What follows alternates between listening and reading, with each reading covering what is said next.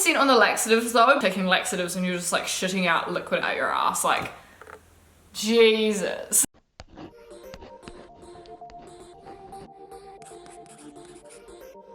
Hey guys, and welcome back to my channel. So tomorrow I'm flying out for my BBL. Holy fucking shit. It's come around so fast. I cannot believe it. I'm so apprehensive and so excited, and there's so many fucking emotions going through me right now. I was starting to pack for my trip. I started thinking about all the things that you have to think about pre-BBL. Not that I have time, but I thought I'd do a video before I head over there, just going over a full checklist of everything you need to know and everything you need to do before you get a BBL. Like, there's so much information out there, and of course the surgeon you're going to is going to give you like a to-do list, but there are a lot of things along the way you can get which are going to make your recovery so much easier. I'm one of those people that obsesses over researching about stuff. I don't know where that came from, but I love studying for exams. I love finding out heaps of information about anything. Searching the internet far and wide and looking at different reviews. I have a list of information for you guys. When Sarah brings out a pen and paper, the shit's about to get real. So either get out your notes on your phone, out a pen and paper of your own, and get ready. Things that I definitely recommend buying before your surgery, before you even go overseas. So if you're those things that are like dark, baggy, loose clothing, you're gonna be leaking a lot of fluid and stuff post-surgery, so it's very important for you to have dark clothing on, otherwise you're gonna be fucking bleeding out and look like a murder victim leaving the clinic. So make sure you get dark, very loose clothing. You don't want anything that's gonna be pulling in too tight, because although they'll be doing liposuction, be very, very swollen from all the fluid that they pump you full of. The top of your pants are resting on your stomach, that can cause dents and stuff. It's important to have easy slip-on shoes that you can just access. Obviously don't take any valuables.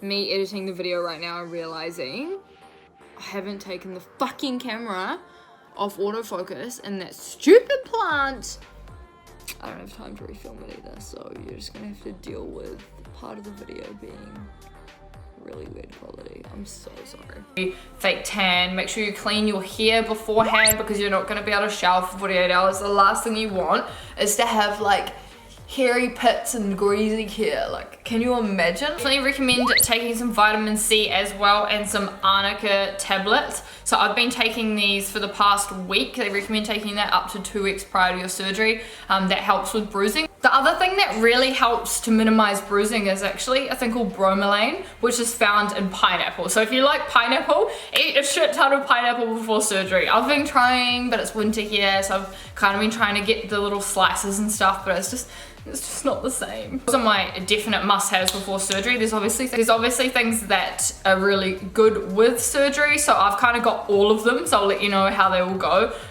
After surgery, your lips are going to be really dry, and my lips get really dry anyway. Protein helps a lot with recovery and with scarring. Some old towels is a good idea as well, especially if you're staying at a hotel, because everything there is so nice and you don't want to fuck it up. We're actually staying at the Intercontinental just because I wanted to stay somewhere that was, one, close to the clinic, because you do have to go back there for lymphatic massages afterwards, and two, because I wanted somewhere that was a little bit nice, seeing as it was going to be a home for the next week. So that brings me to lymphatic massages.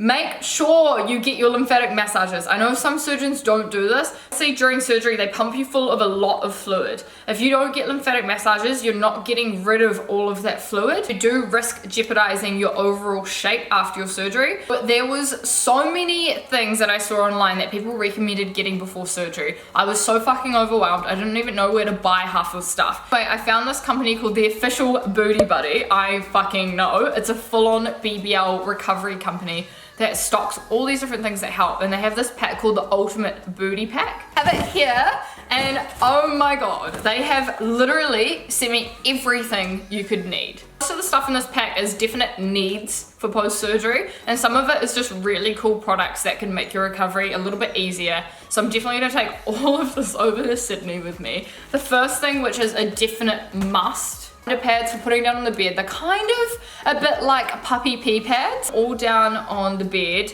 especially if you're in a hotel, because obviously hotels always have such nice, fresh, plush, white sheets.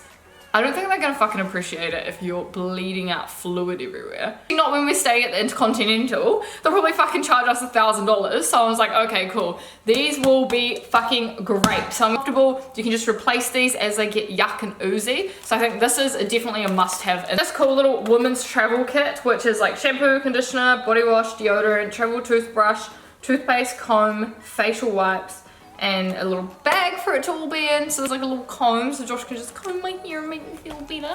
But this is going to be really good for scrubbing off my tan before surgery. That's really important to remember. This is the product that I actually originally went on their website to find. The original Booty Buddy pillow. So as you can see, it's got little waves. I'll put in a photo up here just showing someone using it. So it has little indents. It's a bit squishy but also firm, and it's got booster boards in the bottom of it. Use this when you're sitting down on the plane, driving, anything really. What happens is you sit on it and your butt kind of floats above that, so you're not damaging any of those new transferred fat cells. It has medium gauze pads, so obviously really good for covering up your incisions.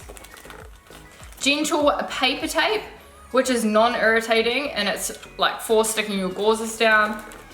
Some cotton rounds for obviously cleaning up your shit. Super pads. I probably will just use tampons. I don't know if I will or not, just how easy that's going to be when you're wearing a garment, but these will be a good backup. Period after surgery, people say that you tend to usually get it anyway. It's just your body's like shock reaction. Therapeutic compression socks. I'm pretty sure my surgeon will give me some of these, but obviously like feet not showering, they're gonna stank. So it'll be so nice to have another pair of these. These are gonna be awesome. These are gonna be so good. I'm basically just gonna be able to shower with these for the first 48 hours because obviously like you can't wear deodorant or anything going into surgery, so you're gonna be like the smelly, leaking, gross, like ugh.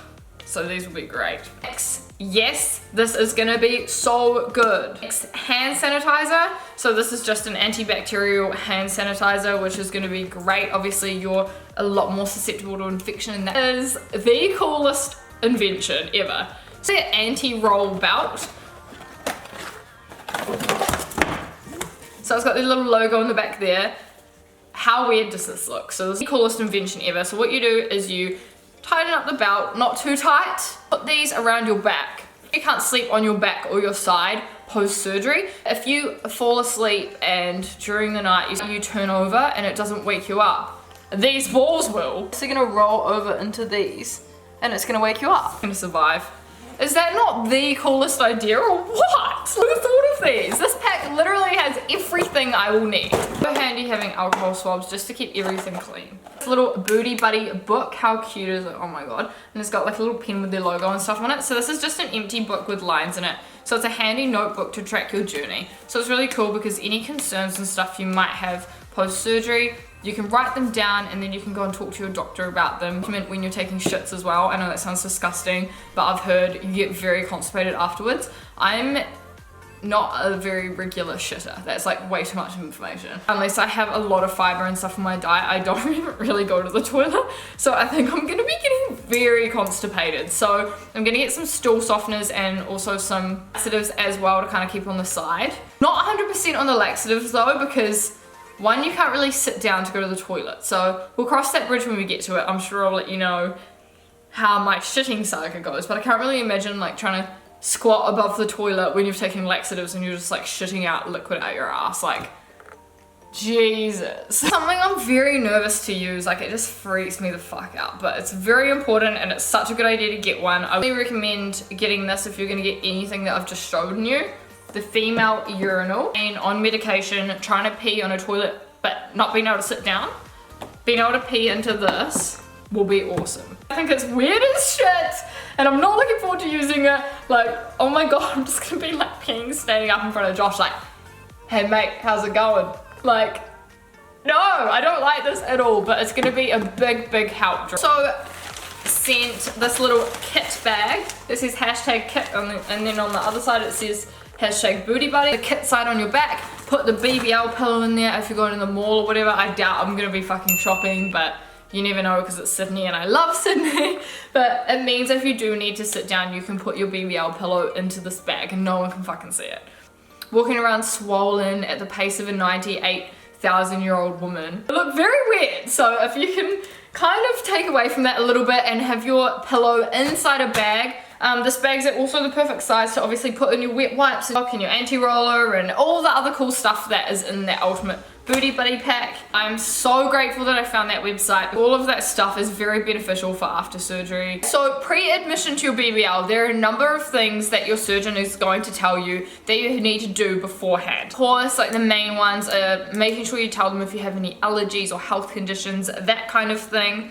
Obviously, like any surgery, there's no eating or drinking 6 hours prior to your surgery. Make sure you don't take aspirin or anti-inflammatories, anything like that that can thin out your blood. That's really bad. Interstate or even to another country to get a BBL. Obviously make sure you're doing all your research and making sure you're going to the right surgeon. Make sure they're a board certified surgeon as well, and make sure you have seen them before and after work. I'm really lucky because I'm going to Cosmos in Australia. That clinic has some of the leading surgeons in Australia, and there just wasn't really anyone in New Zealand that compared to them, so I know I'm in really good hands in that respect. Be required to get pathology tests done before you go over, for herpes and a few other things as well. Definitely recommend getting the pathology test before you go to another country, just because your medical insurance and stuff won't necessarily cover that. So the main thing with traveling to another country is you have to have somebody else with you for the first 24 to 48 hours. That is absolutely imperative. Actually, a lot of clinics do actually offer medical aid to come in, but that obviously costs more as well. Something you might need to consider adding into your overall cost. Lucky because my partner is going to be coming over with me, but he's actually self-employed, so it means he's not going to be having any income for that whole week.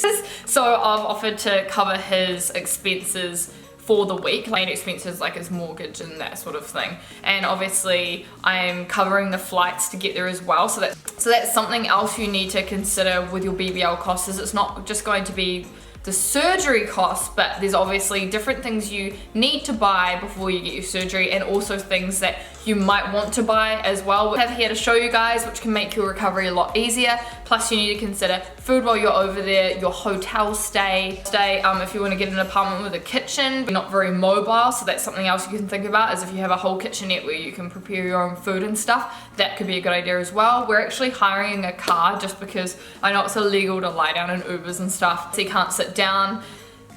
And you obviously can't sit down, so I feel like I'm gonna be a lot more comfortable if Josh can obviously drive to pick me up afterwards and I can just lie down in the back absolutely fucking dying. With car rental costs, obviously we had to consider parking costs as well in Sydney, which were really expensive. You think about obviously is those kind of costs as well, your garment costs. So my garment actually was included in my second consultation fee. Getting a second garment, just because obviously you're oozing out a lot of shit, and wear your garment 24/7 is kind of fucking disgusting because you can't shower for 24 to 48 hours. So yes, if you have one garment, you can very carefully take it off when you have someone around with you, because you could pass out. Like, this is scary shit, guys. And I have low blood pressure anyway, so I'm definitely gonna be very careful about taking my garment off. Partner or whoever is looking after you to quickly hand wash it, and you can lie down while they're doing that. A lot nicer when you're getting your lymphatic massage and stuff post-op to be able to put on a clean garment. What you really need to think about is getting a hotel that's really close to your clinic, just so you don't have to be in the car for very long because you're going to be feeling like fucking shit. A hotel that has an elevator as well. You're not going to be able to walk very far or very fast, so it's very important to have an elevator and be close to a supermarket, somewhere where you can go and get food and different supplies and that you might need along the way. Something that's very close, walking distance kind of. Or you take your nail polish off beforehand. So we're flying out tomorrow and I just have clear nail polish on my fingers. Another thing that hasn't been proven, but apparently silicone sheets work really well on your incisions once they've healed. Don't use them before they've healed. For fixing your scars.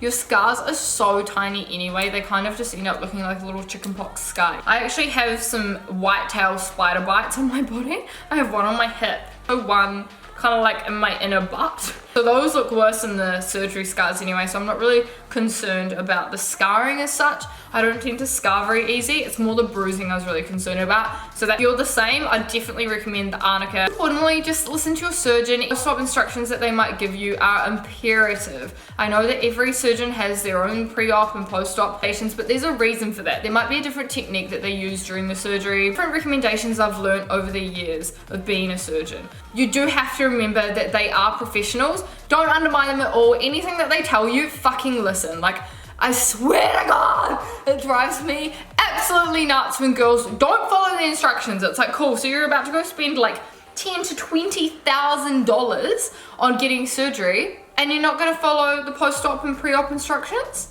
Like, sorry, what? And then they complain when they don't get the results that they'd hoped for. So imperative to follow what your surgeon says. If you guys really enjoyed this video, if you have any other questions, definitely let me know. I'm gonna be filming my surgery day, so that's gonna be my next BBL video up for you guys. Like, what the fuck? Are you guys excited? Are you nervous? I'm both. Oh my God. Oh my fucking God. Try my best to get my surgery day video up pretty soon to my actual surgery day. I say this now, but I'm really bad with pain, so I'm probably gonna be up to it for a few days, but I'll try my best to get that up and live on my YouTube channel straight away.